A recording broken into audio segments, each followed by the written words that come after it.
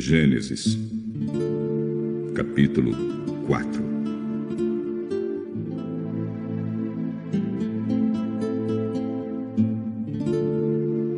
Adão teve relações com Eva, a sua mulher, e ela ficou grávida. Eva deu à luz um filho e disse: com a ajuda de Deus, o Senhor, tive um filho homem. E ela pôs nele o nome de Caim. Depois teve outro filho, chamado Abel, irmão de Caim. Abel era pastor de ovelhas e Caim era agricultor. O tempo passou. Um dia Caim pegou alguns produtos da terra e os ofereceu a Deus, o Senhor. Abel, por sua vez, pegou o primeiro carneirinho nascido no seu rebanho. Matou o carneirinho e ofereceu as melhores partes ao Senhor. O Senhor ficou contente com Abel e com a sua oferta, mas rejeitou Caim e a sua oferta. Caim ficou furioso e fechou a cara. Então o Senhor disse: por que você está com raiva? Por que anda carrancudo? Se você tivesse feito o que é certo, estaria sorrindo, mas você agiu mal e por isso o pecado está na porta à sua espera. Ele quer dominá-lo, mas você precisa vencê-lo. Aí Caim disse a Abel, o seu irmão: vamos até o campo? Quando os dois estavam no campo, Caim atacou Abel, o seu irmão, e o matou. Mais tarde, o Senhor perguntou a Caim: onde está Abel, o seu irmão? Não sei. Por acaso eu sou o guarda do meu irmão? Por que você fez isso? Na terra, o sangue do seu irmão está gritando, pedindo vingança. Por isso você será amaldiçoado e não poderá mais cultivar a terra. Pois quando você matou o seu irmão, a terra abriu a boca para beber o sangue dele. Quando você preparar a terra para plantar, ela não produzirá nada. Você vai andar pelo mundo sempre fugindo. Senhor, eu não vou poder aguentar esse castigo tão pesado. Hoje tu estás me expulsando desta terra. Terei de andar pelo mundo sempre fugindo e me escondendo da tua presença. E qualquer pessoa que me encontrar vai querer me matar.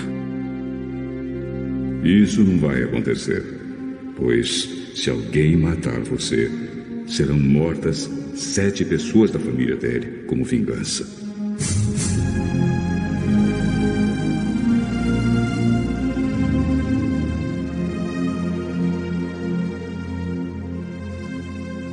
Em seguida, o Senhor pôs um sinal em Caim, para que se alguém o encontrasse, não o matasse. Então Caim saiu da presença do Senhor e foi morar na região de Nod, que fica a leste do Éden. Caim e a sua mulher tiveram um filho e deram a ele o nome de Enoque.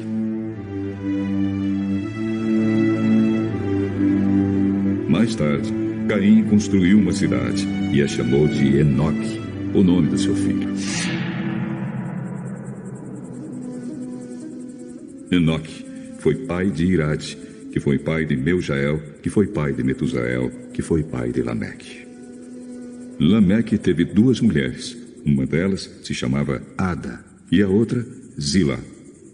Ada teve um filho chamado Jabal, que foi o antepassado dos que criam gado e vivem em barracas. Jabal tinha um irmão chamado Jubal, que foi o antepassado de todos os músicos que tocam harpa e flauta. Zilá, por sua vez, teve um filho chamado Tubal-Caim, que era ferreiro e fazia objetos de bronze e de ferro. Tubal-Caim tinha uma irmã chamada Naama.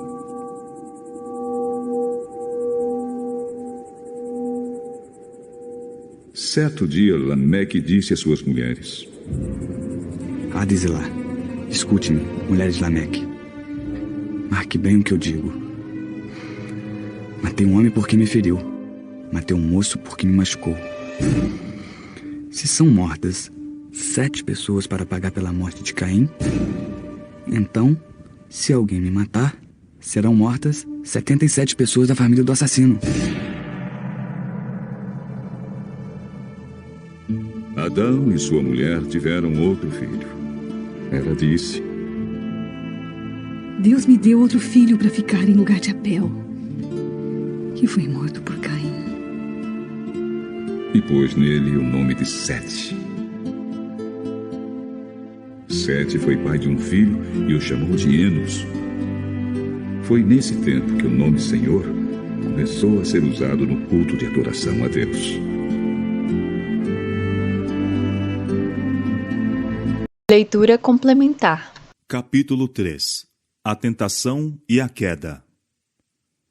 Não mais se achando livre para instigar a rebelião no céu, encontrou a inimizade de Satanás contra Deus um novo campo, ao tramar a ruína do gênero humano. Na felicidade e paz do santo casal do Éden, contemplou um quadro da aventura que para ele estava para sempre perdida. Movido pela inveja, decidiu-se a incitá-los à desobediência e trazer sobre eles a culpa e o castigo do pecado. Mudaria o seu amor em desconfiança, seus cânticos de louvor em exprobrações a seu Criador.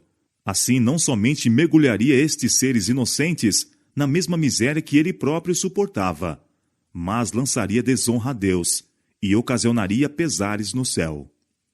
Nossos primeiros pais não foram deixados sem avisos do perigo que os ameaçava. Mensageiros celestiais expuseram-lhes a história da queda de Satanás e suas tramas para sua destruição, explicando mais completamente a natureza do governo divino que o príncipe do mal estava procurando transtornar. Foi pela desobediência às justas ordens de Deus que Satanás e seu exército caíram.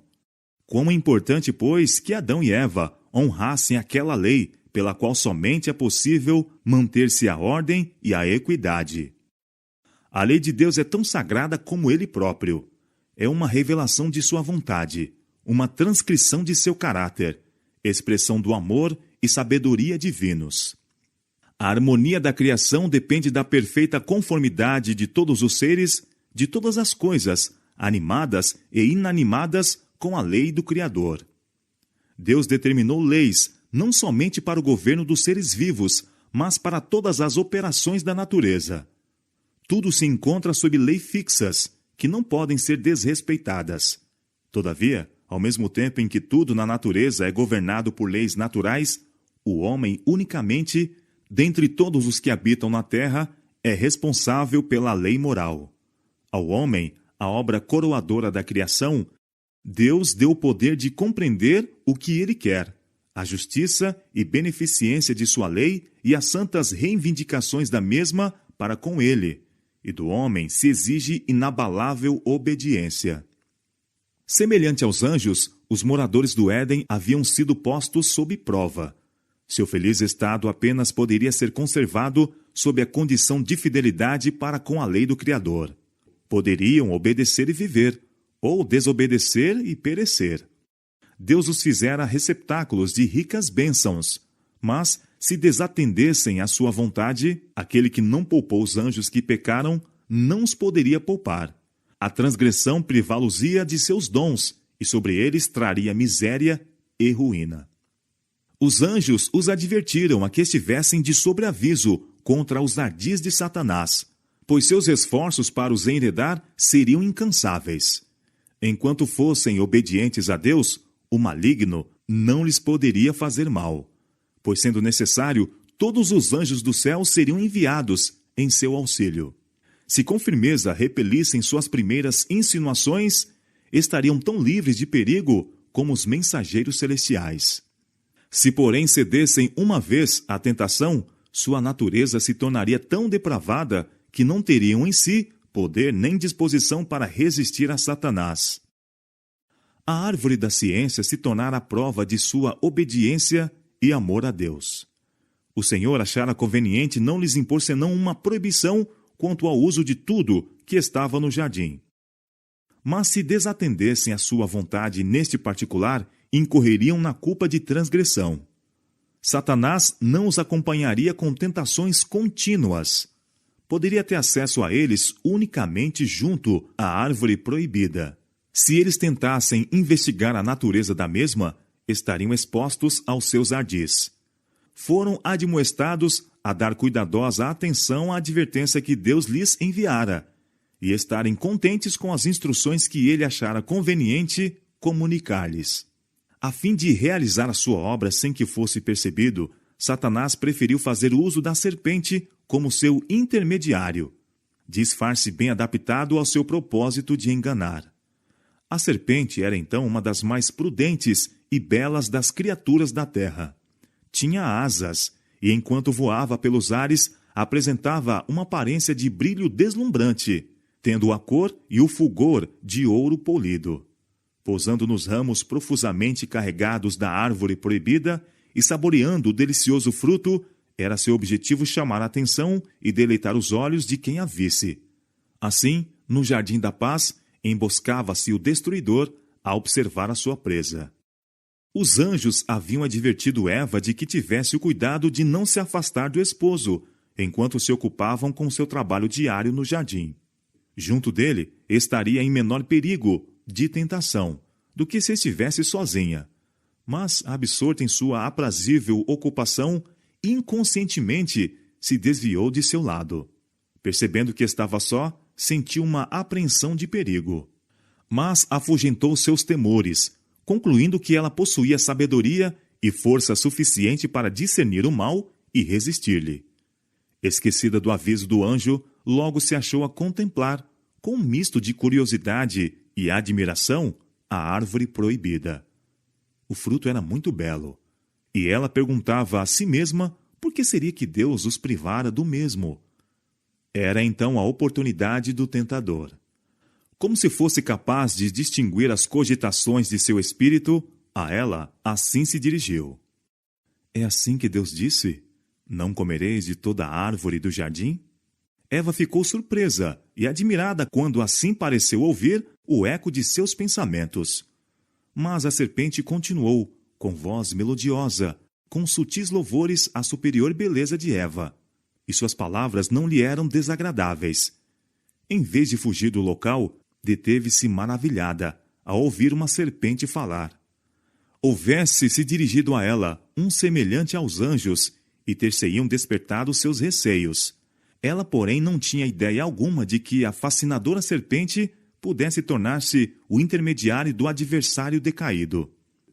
À pergunta ardilosa do tentador, ela responde: do fruto das árvores do jardim comeremos, mas do fruto da árvore que está no meio do jardim, disse Deus: não comereis dele, nem nele tocareis, para que não morrais. Então a serpente disse à mulher: certamente não morrereis, porque Deus sabe que no dia em que dele comerdes, se abrirão os vossos olhos, e sereis como Deus, sabendo o bem e o mal. Participando desta árvore, declarou ele, atingiriam uma esfera mais elevada de existência, e entrariam para um campo mais vasto de saber. Ele próprio havia comido do fruto proibido, e como resultado adquirira o dom da fala. E insinuou que o Senhor ciosamente desejava privá-los do mesmo, para que não acontecessem serem exaltados à igualdade para com ele.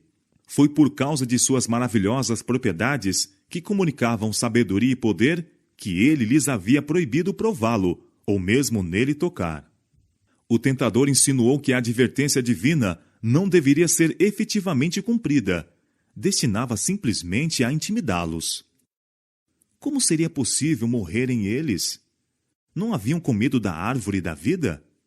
Deus estivera procurando impedi-los de atingir um desenvolvimento mais nobre e de encontrar maior felicidade.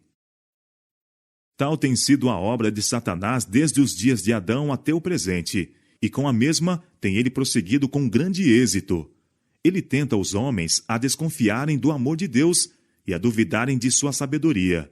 Está constantemente procurando excitar um espírito de irreverente curiosidade, um inquieto, inquiridor desejo de penetrar os segredos da sabedoria e poder divinos.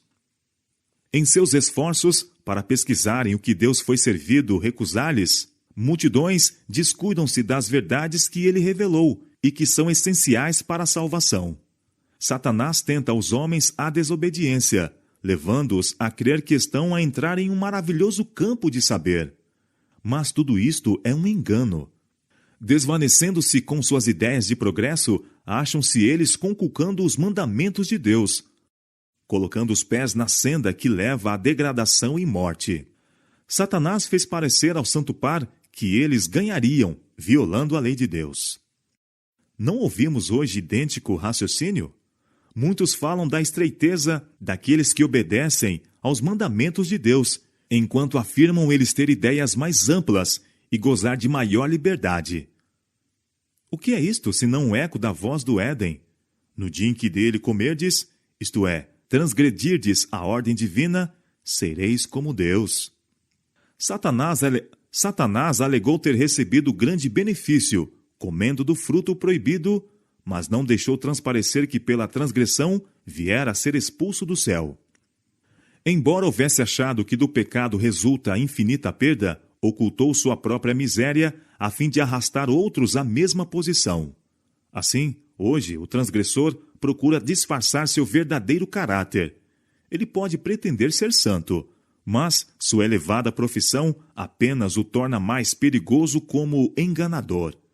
Acha-se ele do lado de Satanás, pisando a lei de Deus e levando outros a fazerem o mesmo para sua ruína eterna. Eva creu realmente nas palavras de Satanás, mas a sua crença não a salvou da pena do pecado. Descreu das palavras de Deus, e isto foi o que a levou à queda. No juízo, os homens não serão condenados porque conscienciosamente creram na mentira, mas porque não acreditaram na verdade, porque negligenciaram a oportunidade de aprender o que é a verdade. Apesar do sofisma de Satanás, indicando o contrário, é sempre desastroso desobedecer a Deus. Devemos aplicar o coração a conhecer o que é a verdade. Todas as lições que Deus fez com que fossem registradas em sua palavra são para nossa advertência e instrução. São dadas para nos salvar do engano. Da negligência às mesmas resultará ruína a nós mesmos. O que quer que contradiga a palavra de Deus, podemos estar certos de que procede de Satanás. A serpente apanhou o fruto da árvore proibida e colocou-a nas mãos de Eva, que estava meio relutante. Fê-la então lembrar-se de suas próprias palavras de que Deus lhes proibira de tocar nele, para que não morressem. Não receberiam maior mal comendo o fruto, declarou ele, do que nele tocando. Não percebendo maus resultados do que fizera, Eva ficou mais ousada. Quando viu que aquela árvore era boa para se comer e agradável aos olhos, e árvore desejável para dar entendimento, tomou do seu fruto e comeu. Era agradável ao paladar, e enquanto comia, pareceu-lhe sentir um poder vivificador. E imaginou-se a entrar para uma esfera mais elevada de existência. Sem receio, apanhou e comeu. E agora, havendo ela transgredido, tornou-se o agente de Satanás para efetuar a ruína de seu esposo. Em um estado de excitação estranha e fora do natural, com as mãos cheias do fruto proibido, procurou a presença dele e relatou tudo o que ocorrera. Uma expressão de tristeza sobreveio ao rosto de Adão. Mostrou-se atônito e alarmado. Às palavras de Eva, replicou que isto deveria ser o adversário contra quem haviam sido advertidos. E pela sentença divina, ela deveria morrer. Em resposta, insistiu com ele para comer, repetindo as palavras da serpente, de que certamente não morreriam. Ela raciocinava que isto deveria ser verdade, pois que não sentia evidência alguma do desagrado de Deus. Mas, ao contrário, experimentava uma influência deliciosa, alegradora, a fazer fremir toda a faculdade de uma nova vida. Influência tal, imaginava ela, como a que inspirava os mensageiros celestiais. Adão compreendeu que sua companheira transgredira a ordem de Deus, desrespeitara a única proibição a eles imposta como prova de sua fidelidade e amor. Teve uma terrível luta íntima. Lamentava que houvesse permitido desviar-se Eva de seu lado. Agora, porém, a ação estava praticada. Devia separar-se daquela cuja companhia fora sua alegria. Como poderia suportar isto? Adão havia gozado da companhia de Deus e dos santos anjos. Havia olhado para a glória do Criador. Compreendia o elevado destino manifesto à raça humana, se permanecessem fiéis a Deus. Todavia, estas bênçãos todas foram perdidas de vista, com o receio de perder ele aquela única dádiva, que a seus olhos sobrepujava todas as outras. O amor, a gratidão, a lealdade para com o Criador, tudo foi suplantado pelo amor para com Eva. Ela era uma parte dele, e ele não podia suportar a ideia da separação. Não compreendia que o mesmo poder infinito que do pó da terra o havia criado como um ser vivo e belo, e amorosamente lhe dera uma companheira, poderia preencher a falta desta. Resolveu partilhar sua sorte. Se ela devia morrer, com ela morreria ele. Afinal, raciocinou, não poderiam ser verdadeiras as palavras da sábia serpente? Eva estava diante dele, tão bela e aparentemente tão inocente como antes deste ato de desobediência. Exprimia maior amor para com ele do que antes.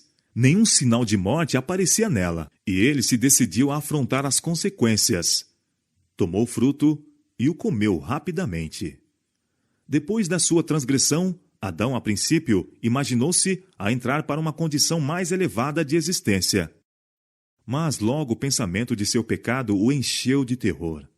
O ar que até ali havia sido uma temperatura amena e uniforme, parecia resfriar o culposo par. Desapareceram o amor e paz que haviam gozado, e em seu lugar experimentavam uma intuição do pecado, um terror pelo futuro, uma nudez de alma. A veste de luz que os rodeara agora desapareceu, e para suprir sua falta, procuraram fazer para si uma cobertura, pois enquanto estivessem desvestidos, não podiam enfrentar o olhar de Deus e dos santos anjos. Começaram então a ver o verdadeiro caráter de seu pecado. Adão censurou a companheira pela sua insensatez em sair de seu lado e deixar-se enganar pela serpente. Mas ambos acalentaram a esperança de que aquele que lhes tinha dado tantas provas de seu amor perdoaria esta única transgressão, ou de que não seriam submetidos a um tão horrendo castigo como haviam receado. Satanás exultou com seu êxito. Tinha tentado a mulher a desconfiar do amor de Deus, a duvidar de sua sabedoria e a transgredir a sua lei, e por meio dela ocasionara a derrota de Adão. Entretanto, o grande legislador estava para tornar conhecido a Adão e Eva as consequências de sua transgressão. Manifestou-se no jardim a presença divina. Em sua inocência e santidade, tinham eles alegremente recebido a aproximação de seu Criador. Mas agora fugiram aterrorizados e procuraram esconder-se nos mais profundos recessos do jardim. Mas chamou o Senhor Deus a Adão e lhe disse: "Onde estás?" E ele disse: "Ouvi a tua voz soar no jardim e temi, porque estava nu e escondi-me." E Deus disse: "Quem te mostrou que estavas nu? Comeste tu da árvore de que te ordenei que não comesses?" Adão não podia negar nem desculpar seu pecado. Mas em vez de manifestar arrependimento, esforçou-se por lançar a culpa sobre a esposa, e assim sobre o próprio Deus. "A mulher que me deste por companheira, ela me deu da árvore, e eu comi."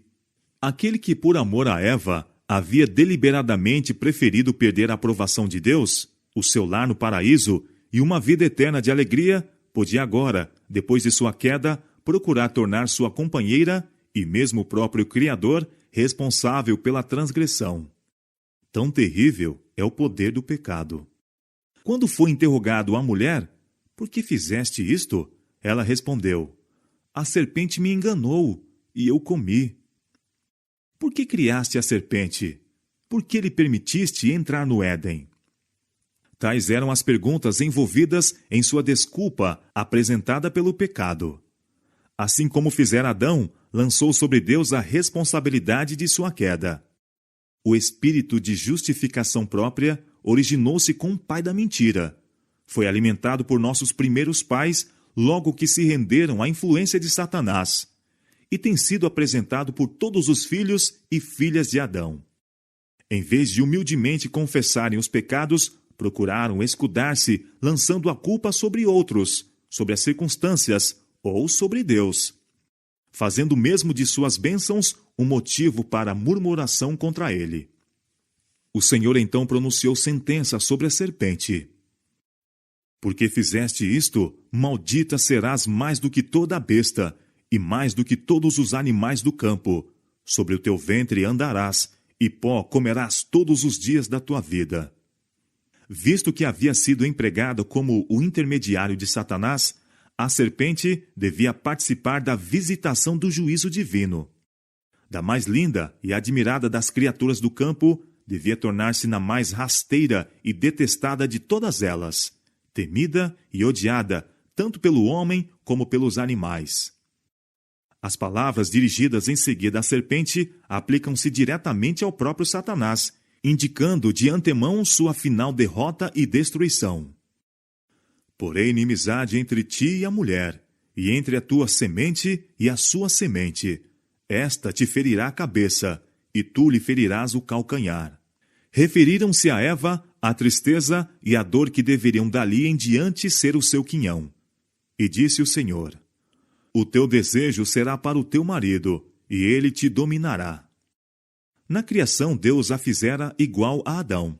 Se houvessem eles permanecido obedientes a Deus, em harmonia com sua grande lei de amor, sempre estariam em harmonia um com o outro. Mas o pecado trouxera discórdia, e agora poderia manter-se a sua união e conservar-se a harmonia unicamente pela submissão por parte de um ou de outro. Eva fora a primeira a transgredir, e caíra em tentação afastando-se de seu companheiro, contrariamente à instrução divina. Foi a sua solicitação que Adão pecou, e agora foi posta sob a sujeição de seu marido. Se os princípios ordenados na lei de Deus tivessem sido acariciados pela raça caída, esta sentença, se bem que proveniente dos resultados do pecado, ter-se-ia mostrado ser uma bênção para o gênero humano. Mas o abuso da supremacia, assim dado ao homem, tem tornado a sorte da mulher muito frequentemente bastante amargurada, fazendo de sua vida um fardo. Eva tinha sido perfeitamente feliz ao lado do esposo, em seu lar edênico, mas, semelhante às inquietas Evas modernas, lisonjeou-se com a esperança de entrar para uma esfera mais elevada do que aquela que Deus lhe designara. Tentando erguer-se acima de sua posição original, caiu muito abaixo da mesma. Idêntico resultado será alcançado por todas as que estão indispostas a assumir com bom ânimo os deveres da vida, de acordo com o plano de Deus. Em seus esforços para atingirem posições para as quais ele não as adaptou, muitas estão deixando vago o lugar em que poderiam ser uma bênção. Em seu desejo de uma esfera mais elevada, muitas têm sacrificado a verdadeira dignidade feminil e a nobreza de caráter, e deixaram por fazer precisamente o trabalho que o céu lhes designou. A Adão disse o Senhor, porquanto deste ouvidos à voz de tua mulher, e comeste da árvore de que te ordenei, dizendo, não comerás dela, maldita é a terra por causa de ti. Com dor comerás dela todos os dias da tua vida. Espinhos e cardos também te produzirá, e comerás a erva do campo. No suor do teu rosto comerás o teu pão, até que te tornes a terra, porque dela foste formado, porque és pó, e em pó te tornarás. Não era a vontade de Deus que o casal sem pecados conhecesse algo do mal. Livremente lhes dera o bem, e lhes recusara o mal. Mas, contrariamente à sua ordem, haviam comido da árvore proibida e agora continuariam a comer dela, isto é, teriam a ciência do mal por todos os dias de sua vida. Desde aquele tempo, o gênero humano seria afligido pelas tentações de Satanás. Em vez do trabalho feliz, até então a eles designado, a ansiedade e a labuta seriam seu quinhão. Estariam sujeitos ao desapontamento, pesares, dor e, finalmente, a morte. Sob a maldição do pecado, a natureza toda devia testemunhar ao homem o caráter e resultado da rebelião contra Deus. Quando Deus fez o homem, ele o fez governador sobre a terra e todas as criaturas viventes. Enquanto Adão permanecesse fiel ao céu, toda a natureza estaria sob a sua sujeição. Quando, porém, se rebelou contra a lei divina, as criaturas inferiores ficaram em rebelião contra seu domínio. Assim, o Senhor, em sua grande misericórdia, mostraria aos homens a santidade de sua lei e os levaria, por sua própria experiência, a ver o perigo de a pôr de lado, mesmo no mínimo grau. E a vida de labutas e cuidados que dali em diante deveria ser o quinhão do homem foi ordenado com amor. Uma disciplina que se tornara necessária pelo seu pecado foi o obstáculo posto à satisfação do apetite e paixão, e o desenvolvimento de hábitos de domínio próprio.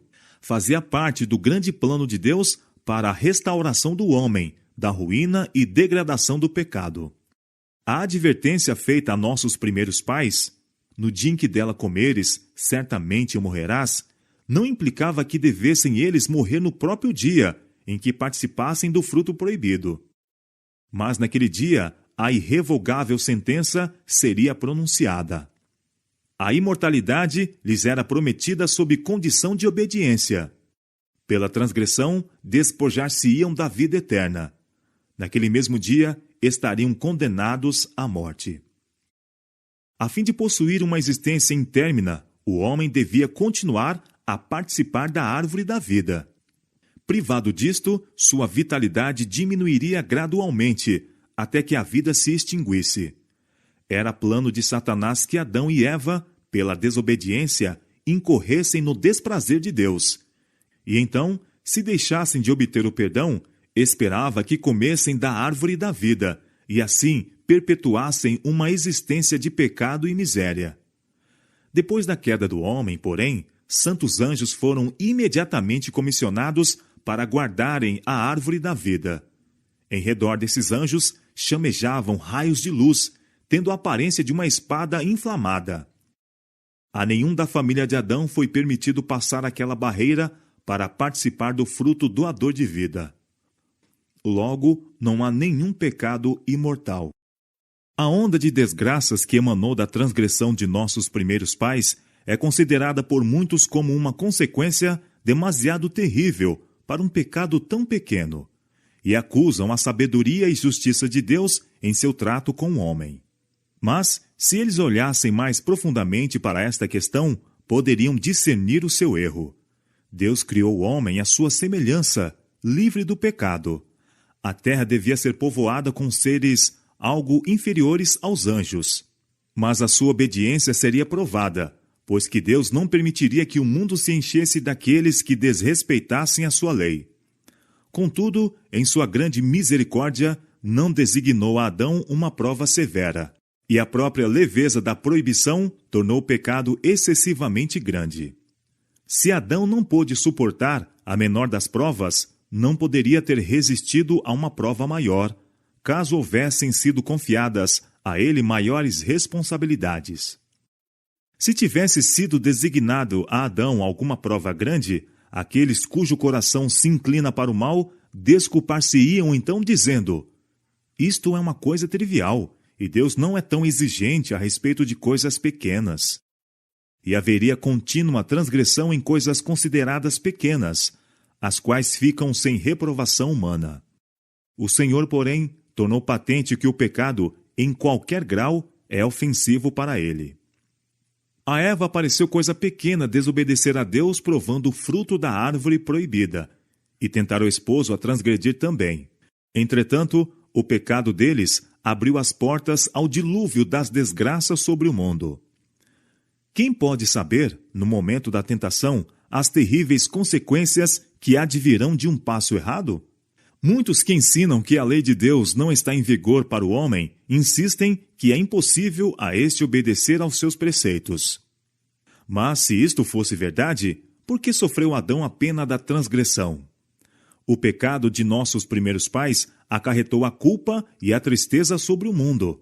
E se não for a bondade e misericórdia de Deus, teria mergulhado a raça humana em irremediável desespero. Que ninguém se engane. O salário do pecado é a morte. A lei de Deus não pode ser transgredida hoje com menos impunidade do que quando fora pronunciada a sentença sobre o pai da humanidade. Depois de seu pecado, Adão e Eva não mais deviam habitar no Éden. Encarecidamente, rogaram para que pudessem permanecer no lar de sua inocência e alegria. Confessaram que haviam perdido todo o direito àquela feliz morada, mas comprometeram-se para no futuro prestar estrita obediência a Deus. Declarou-se-lhes, porém, que sua natureza ficara depravada pelo pecado. Haviam diminuído sua força para resistir ao mal e aberto o caminho para Satanás ganhar mais fácil acesso a eles. Em sua inocência, tinham cedido à tentação, e agora, em estado de culpa consciente, teriam menos poder para manter sua integridade. Com humildade e indizível tristeza, despediram-se de seu belo lar e saíram para habitar a terra onde repousava a maldição do pecado. A atmosfera que fora tão amena e constante em sua temperatura estava agora sujeita a assinaladas mudanças, e o Senhor misericordiosamente lhes proveu uma veste de peles, como proteção contra os extremos de calor e frio. Testemunhando eles, no murchar da flor e no cair da folha, os primeiros sinais da decadência, Adão e sua companheira choraram mais profundamente do que os homens hoje fazem pelos seus mortos. A morte das débeis e delicadas flores era, na verdade, um motivo de tristeza. Mas, quando as formosas árvores derrubaram as folhas, esta cena levou-lhes vividamente ao espírito o fato cruel de que a morte é o quinhão de todo ser vivente. O jardim do Éden permaneceu sobre a terra muito tempo depois que o homem fora expulso de suas deleitáveis veredas. Foi permitido à raça decaída, por muito tempo, contemplar o lar da inocência, estando a sua entrada vedada apenas pelos anjos vigilantes. A porta do paraíso, guardada pelos querubins, revelava-se a glória divina. Para ali iam Adão e seus filhos a fim de adorarem a Deus. Ali renovaram seus votos de obediência àquela lei cuja transgressão os havia banido do Éden. Quando a onda de iniquidade se propagou pelo mundo e a impiedade dos homens determinou sua destruição por meio de um dilúvio de água, a mão que plantara o Éden o retirou da terra. Mas na restauração final de todas as coisas, quando houver um novo céu e uma nova terra, será restabelecido mais gloriosamente adornado do que no princípio. Então, os que guardaram os mandamentos de Deus respirarão com vigor imortal por sob a árvore da vida. E através de infindáveis séculos, os habitantes dos mundos que não pecaram contemplarão no jardim de delícias um modelo da obra perfeita da criação de Deus, intacto da maldição do pecado, modelo do que teria sido a terra inteira se tão somente houvesse o homem cumprido o plano glorioso do Criador. Capítulo 5. Caim e Abel provados. Caim e Abel, filhos de Adão, diferiam grandemente em caráter. Abel tinha um espírito de fidelidade para com Deus. Via justiça e misericórdia no trato do Criador com a raça decaída, e com gratidão aceitou a esperança da redenção. Caim, porém, acariciava sentimentos de rebeldia e murmurava contra Deus por causa da maldição pronunciada sobre a terra e sobre o gênero humano, em virtude do pecado de Adão. Permitiu que a mente se deixasse levar pelo mesmo conduto que determinara a queda de Satanás.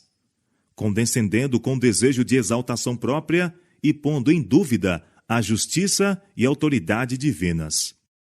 Esses irmãos foram provados, assim como fora Adão antes deles, para mostrar se creriam na palavra de Deus e obedeceriam à mesma. Estavam cientes da providência tomada para a salvação do homem e compreendiam o sistema de ofertas que Deus ordenara. Sabiam que nessas ofertas deveriam exprimir fé no Salvador, a quem tais ofertas tipificavam, e ao mesmo tempo reconhecer sua total dependência dele para o perdão. E sabiam que, conformando-se assim ao plano divino para sua redenção, estavam a dar prova de sua obediência à vontade de Deus.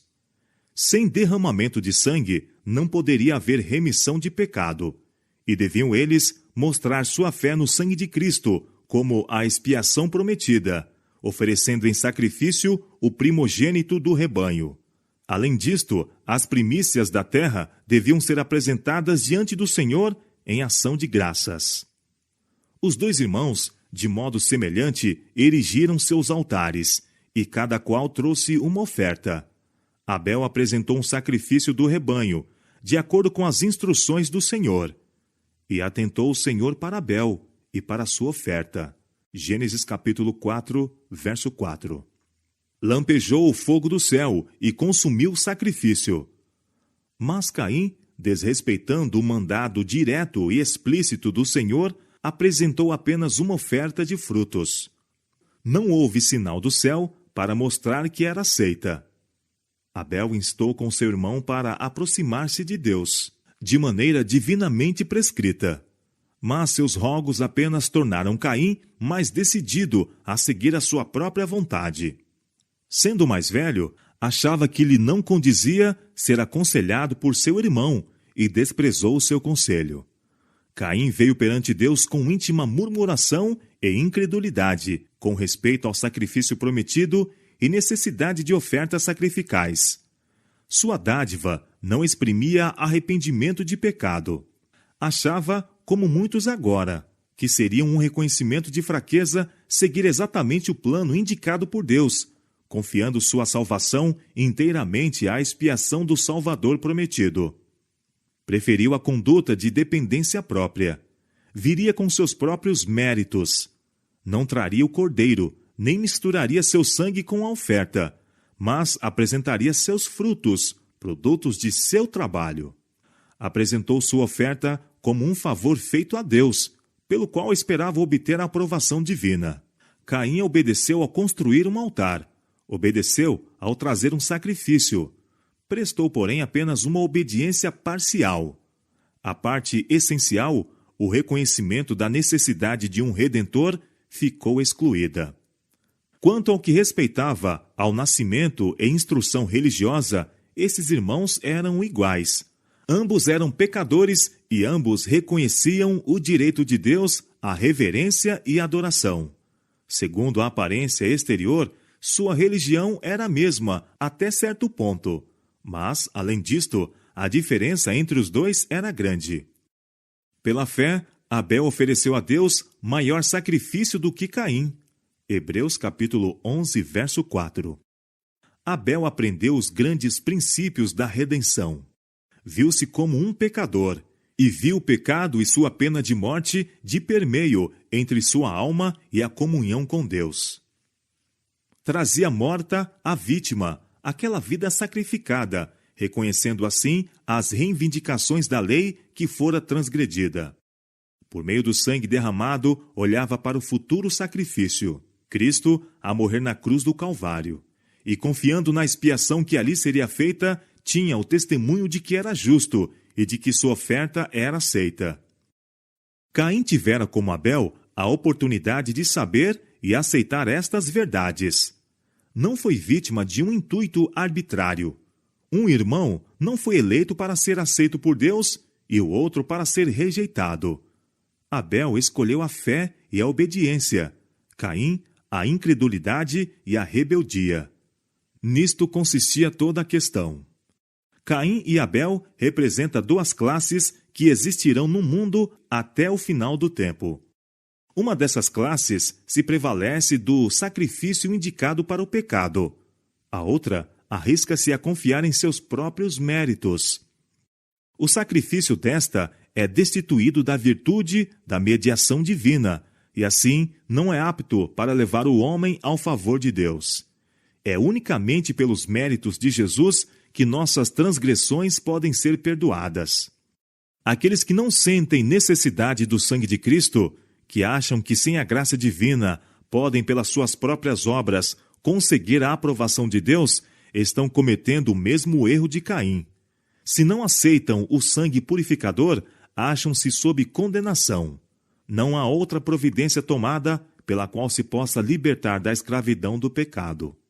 A classe de adoradores que segue o exemplo de Caim inclui a grande maioria do mundo, pois quase toda a religião falsa tem se baseado no mesmo princípio, de que o homem pode confiar em seus próprios esforços para a salvação.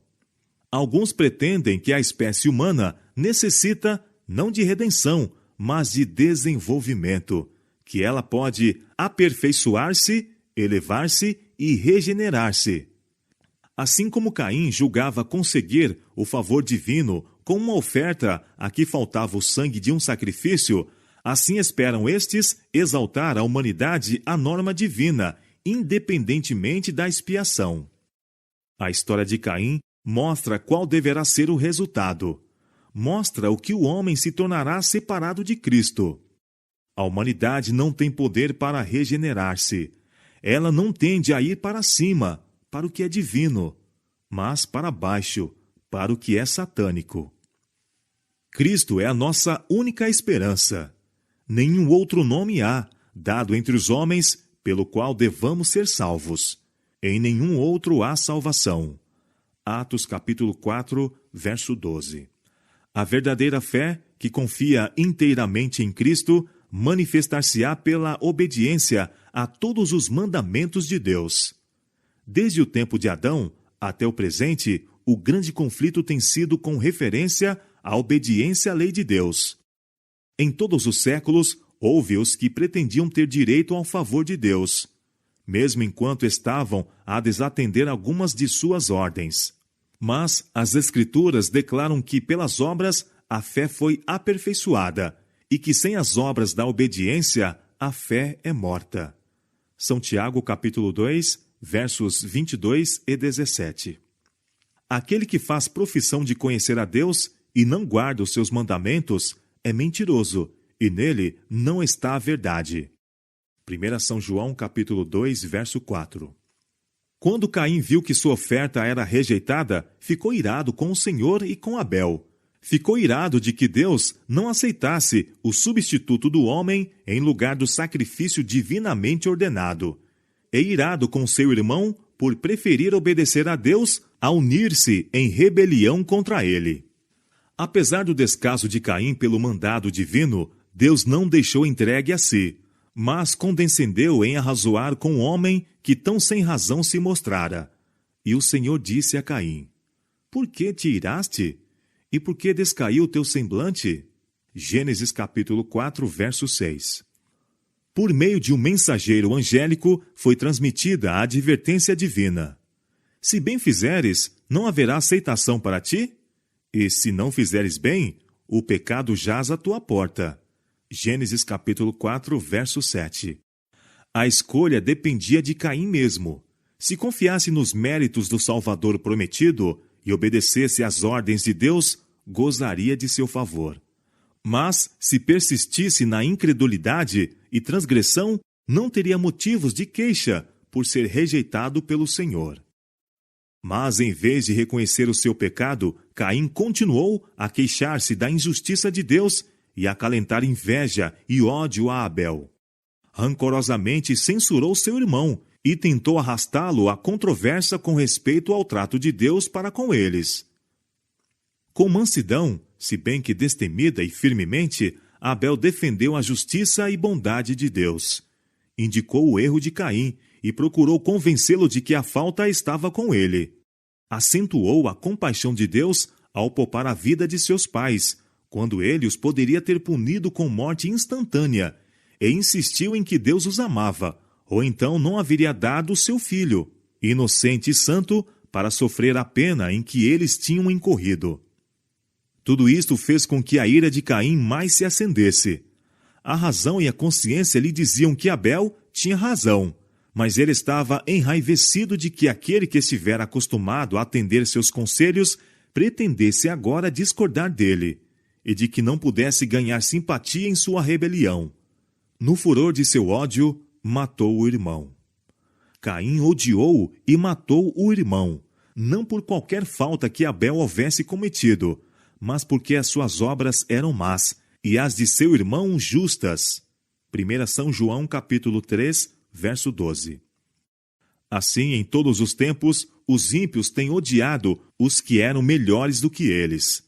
A vida de Abel, de obediência e inabalável fé, era para Caim uma reprovação perpétua.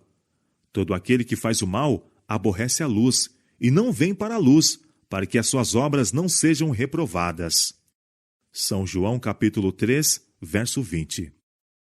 Quanto mais brilhante for a luz celestial que se reflete do caráter dos fiéis servos de Deus, tanto mais claramente se revelam os pecados dos ímpios, e mais decididos serão seus esforços para destruir os que lhes perturbam a paz. O assassínio de Abel foi o primeiro exemplo da inimizade que Deus declarou existiria entre a serpente e a semente da mulher, entre Satanás e seus súditos e Cristo e seus seguidores. Por meio do pecado do homem, Satanás ganhara domínio sobre a raça humana, mas Cristo habilitaria a sacudir este jugo. Quando quer que pela fé no Cordeiro de Deus uma alma renuncie o serviço do pecado, acende-se a ira de Satanás. A vida santa de Abel testificava contra a pretensão de Satanás de que é impossível ao homem guardar a lei de Deus.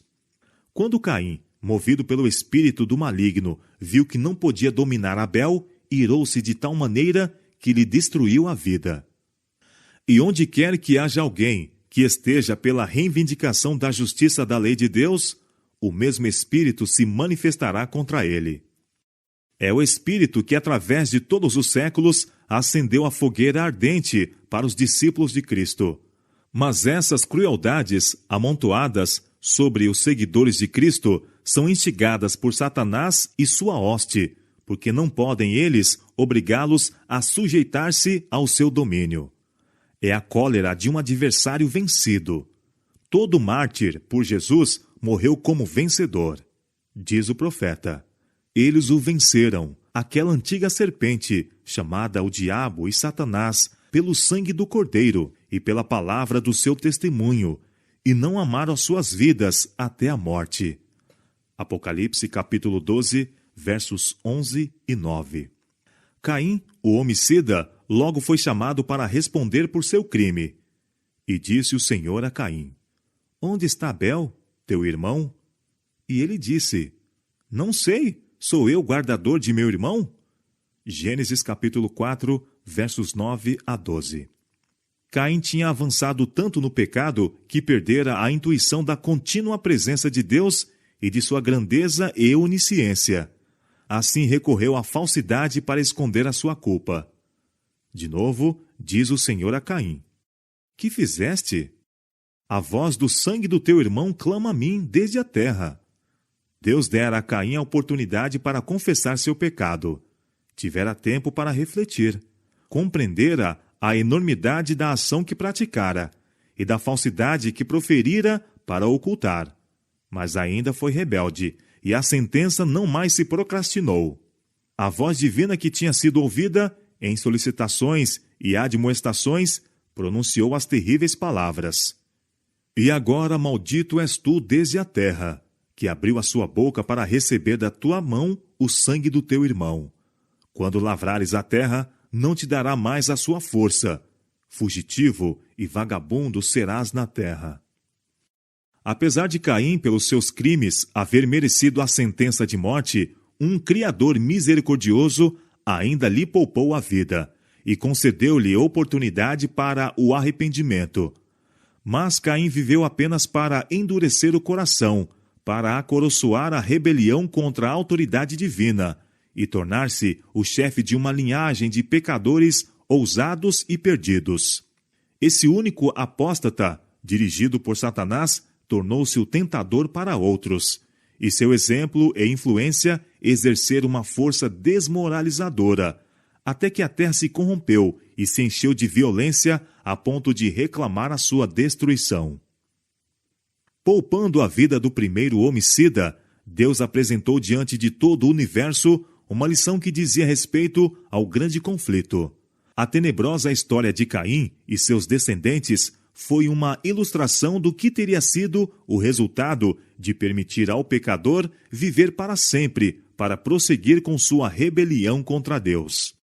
A paciência de Deus apenas tornou o ímpio mais ousado e desafiador em sua iniquidade. 15 séculos depois de pronunciada a sentença sobre Caim, o universo testemunhou os frutos de sua influência e exemplo no crime e corrupção que inundaram a terra. Tornou-se manifesto que a sentença de morte pronunciada contra a raça decaída pela transgressão da lei de Deus era não somente justa, mas misericordiosa. Quanto mais vivessem os homens em pecado, mais perdidos se tornariam.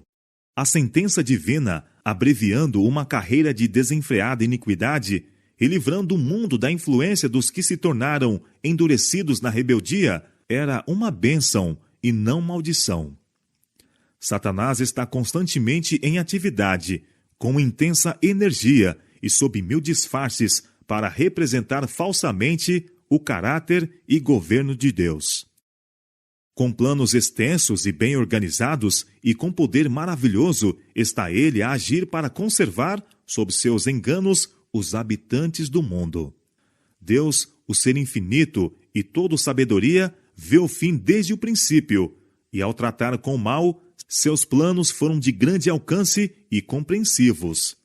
Foi o seu intuito não somente abater a rebeldia, mas demonstrar a todo o universo a natureza da mesma. O plano de Deus estava a desdobrar-se, mostrando tanto sua justiça como sua misericórdia, e amplamente reivindicando sua sabedoria e justiça em seu trato com o mal. Os santos habitantes de outros mundos estavam a observar com mais profundo interesse os acontecimentos que se desenrolavam na terra. Na condição do mundo que existira antes do dilúvio, viram o exemplo dos resultados da administração que Lúcifer se esforçara por estabelecer no céu, rejeitando a autoridade de Cristo e pondo à parte a lei de Deus. Naqueles arrogantes pecadores do mundo antediluviano, viram os súditos sobre os quais Satanás exercia domínio. Os pensamentos do coração dos homens eram só maus continuamente. Gênesis capítulo 6, verso 5. Cada emoção, cada impulso e imaginação estavam em conflito com os divinos princípios de pureza, paz e amor. Isto foi um exemplo da terrível depravação resultante da astúcia de Satanás, de remover das criaturas de Deus a restrição de sua santa lei. Pelos fatos manifestos no andamento do grande conflito, Deus demonstrará os princípios de suas regras de governo, que foram falsificadas por Satanás e por todos os que ele enganou. Sua justiça será finalmente reconhecida pelo mundo inteiro, embora este reconhecimento haja de se fazer demasiado tarde para salvar os rebeldes. Deus tem consigo a simpatia e aprovação do universo inteiro, enquanto passo a passo seu grande plano avança para o completo cumprimento.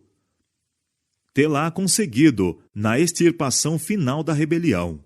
Ver-se-á que todos os que abandonaram os preceitos divinos colocaram-se ao lado de Satanás, em luta contra Cristo. Quando o príncipe deste mundo for julgado, e todos que com ele se uniram participarem de sua sorte, o universo inteiro, como testemunha da sentença, declarará: justos e verdadeiros são os teus caminhos, ó Rei dos santos. Apocalipse capítulo 15, verso 3.